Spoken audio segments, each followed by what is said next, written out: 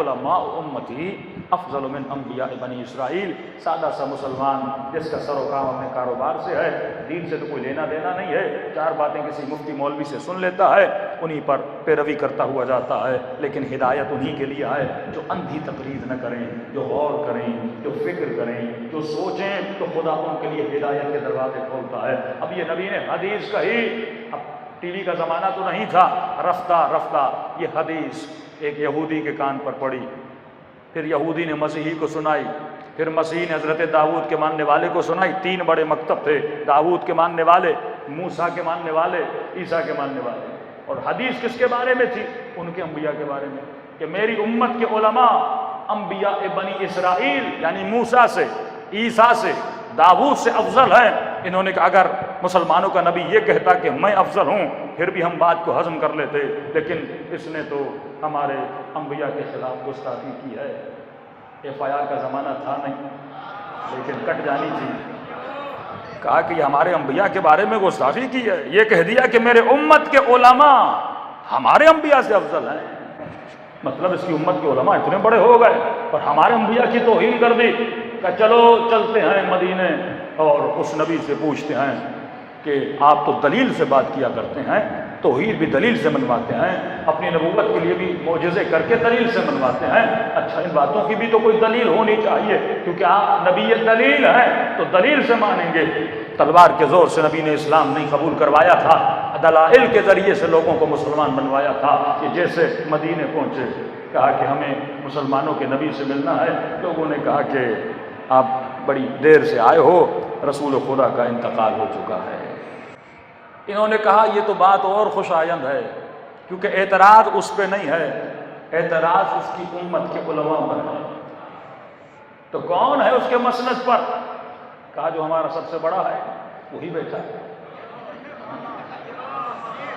ظاہر ہے اس نبی کے بعد عالم بیٹھے گا نا، تو اس نے کہا ٹھیک ہے ہم اس سے سوال کرنا چاہتے ہیں، ہمیں لے کر چلو. دربار میں لے کر آئے اور انہوں نے کہا کہ یہ آپ کے نبی کی حدیث ہے کہ علماء امتی افضل من انبیاء بنی اسرائیل.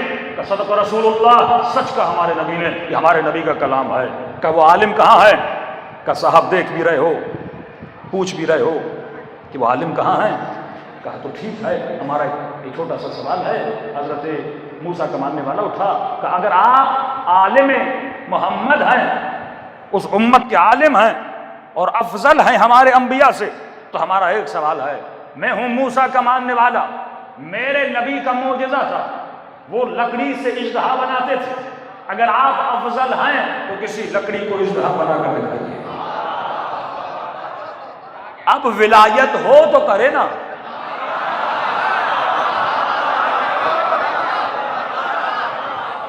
یہ طاقت ولایت کی طاقت ہے. موسیٰ کے پاس اللہ کی ولایت تھی.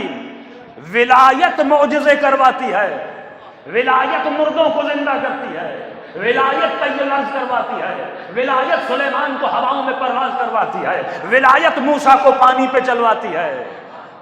کہا کہ آپ عالم ہیں اور افضل ہیں، تو میرے نبی کا معجزہ تھا وہ لکڑی سے اژدہا بناتے تھے، بنا کر دیکھا ہو. تاریخ لکھتی ہے کہ یہ تھوڑے غصے والے تھے، غصہ بہت جلدی آتا تھا.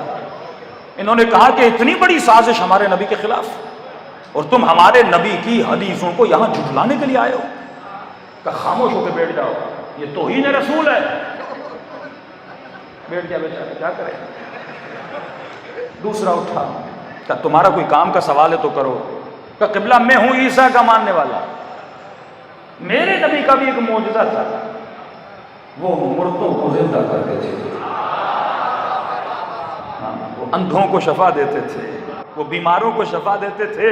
اگر آپ افضل ہیں میرے نبی سے اس حدیث کے مطابق، تو آپ کسی مردے کو زندہ کر کے دکھائیں. ان صاحب کو اور زیادہ غصہ آیا. کہا تم اور زیادہ میرے نبی کی حدیث کو جھٹلانے آئے ہو، تم یہودیاں کرنے کیا آئے ہو، تمہارے دین سے لینا کیا ہے. ڈانٹا اور بیچارے کو بٹھا دیا. تیسرے کو کہا تمہارا کوئی سوال ہے تو مجھ سے کرو. اس نے کہا قبلہ میں ہوں داؤد کا ماننے والا، میرے نبی کا معجزہ تھا وہ لوہے کو نرم کرتے تھے.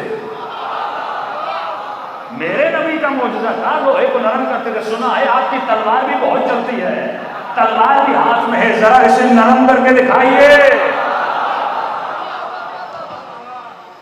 تو جس طرح اس نے سلونی کا دعویٰ کیا تھا نا، اور دعویٰ کرنے کے بعد کیا کہا تھا کہ علی جیسا دعویٰ جس نے بھی کیا وہ دنیا میں بھی ذلیل ہوا، آخرت میں بھی ذلیل ہوا، کیونکہ جب کوئی جواب نہ ہو تو جواب کیسے دیا جائے؟ تینوں کو کہا کہ 3 دن کی مہلت ہے، جتنا جلدی ہو سکے مدینے سے نکل جاؤ، تم دین اسلام کو بدنام کرنے آئے ہو۔ کہتے ہیں جیسے دربار سے نکلے چہرے اترے ہوئے مایوسی کی حالت میں، یہ کیسے مسلمان ہیں، ان کا کیسا نبی ہے، ایسے ہی حدیث سے بول کے چلا گیا، کوئی دلیل نہیں ہے، اور دل ہی دل میں علیاذ باللہ کہنے لگے یہ بھی جھوٹے، علیاذ باللہ ان کا نبی بھی جھوٹا۔ بس یہ آواز سلمان کے کانوں تک پڑی،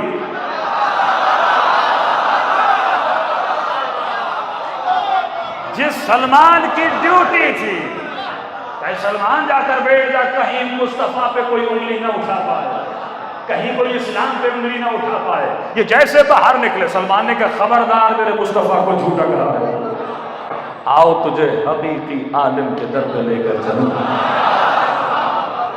کہا اور کون علماء ہیں؟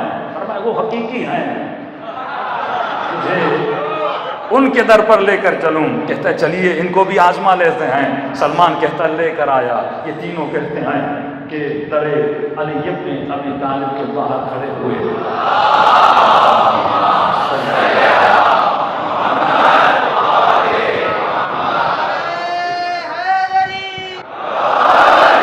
دروازے امیر المؤمنین پر آئے، ابھی دروازے پہ دستک دی نہیں تھی کہ اندر سے آواز آئی سلمان ان کو لے کر آجا، دروازہ کھلا ہوا۔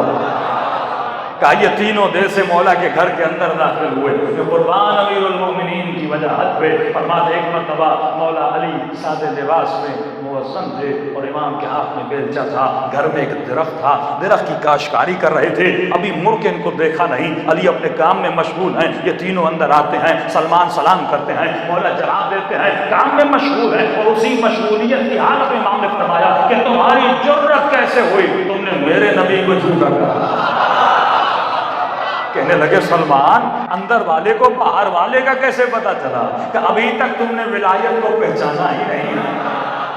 امام نے کہا جو سوال کرنے ہیں عالم آل محمد سے سوال کر، جو سوال کرنے ہیں یہ علماء محمد ہیں، جو سوال کرنا ہے مجھ سے سوال کر۔ سوال کرنے والے نے کہا کہ میں ہوں حضرت داؤد کا ماننے والا اور میرے نبی کا معجزہ تھا۔ کون سا معجزہ تھا؟ فرمایا یا علی وہ لوہے کو نرم کر دیا کرتے تھے۔ امام نے کہا یہ کون سی بڑی بات ہے؟ علی نے مڑ کے اس کو دیکھا، ہاتھ میں بیلچا ہے، لوہے کا بیلچا تھا، اس میں لکڑی لگی ہوئی تھی۔ علی نے بیلچے سے لکڑی کو جدا کیا، بیلچا اس کی طرف پھینکا، اب جتنا کھینچنا ہے اسے کھینچتا جا۔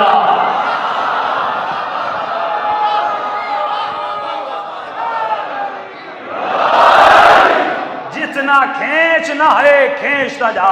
علی کے ہاتھ میں بیلچا ہے، یہ بیلچے کو کھینچتا گیا، لوہا کھینچتا گیا، لوہا نرم ہو گیا، اور جب اس نے کھینچ لیا امام نے فرمایا میرے نبی نے کہا تھا تمہاری امت کے انبیاء سے افضل ہے، اگر میں نرم کرتا تو اس جیسا ہوتا، میں نرم بھی کروں گا پھر ویسا ہی بناؤں گا جیسا تھا۔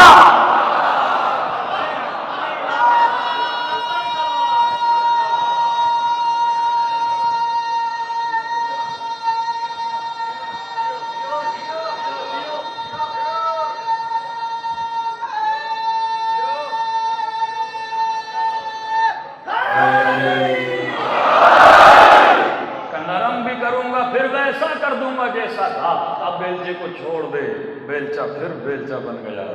دوسرے سے کہا تمہیں کوئی سوال ہے؟ کہنے لگا میں ہوں موسیٰ کا ماننے والا۔ اچھا کیا معجزہ تھا تیرے نبی کا؟ کہ میرا نبی لکڑی سے اژدہا بناتا تھا۔ علی نے اسی وقت بیلچے کی لکڑی کو اس کے سامنے پھینک دیا، اور جیسے پھینکا تو وہ اژدہا بن گئی، اور جیسے اژدہا بنی تو موسیٰ کا امتی ڈر گیا۔ جیسے ڈرا تو علی کے چہرے پہ مسکراہٹ آئی۔ فرمایا جب یہ اژدہا بنا تھا تیرا نبی بھی دیکھ کے ڈر گیا تھا، تو بھی دیکھ کے ڈر گیا تھا۔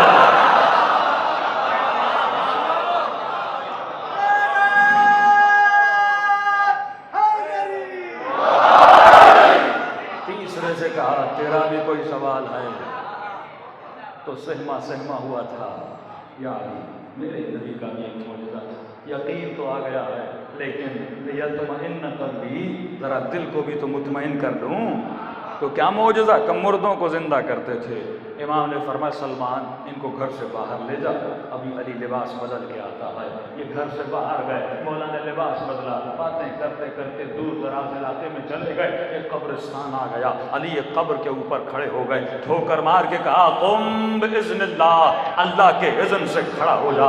کہ قبر پھٹی، ایک حسین جوان قبر سے باہر نکلا، کہا السلام علیکہ یا امیر المؤمنین، اے مومنوں کے امیر، آپ پر میرا سلام ہو۔ امام نے عیسیٰ علیہ کو دیکھا، کیسے جانتا ہے؟ کہ یاری میں کیسے جانوں گا؟ کہ نبی بھی تیری امت کا، جانتا بھی تو نہیں ہے۔ کہ اپنا تعارف کرا، آواز یا علی میں شعیب نبی ہوں۔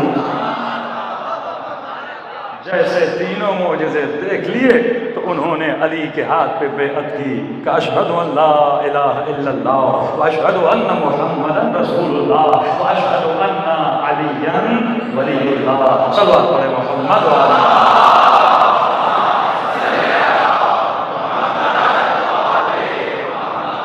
صرف یہ معجزہ نہیں، کئی معجزہ یہ ولایت امیر المومنین، صرف مولا امیر کے نہیں، اہل بیت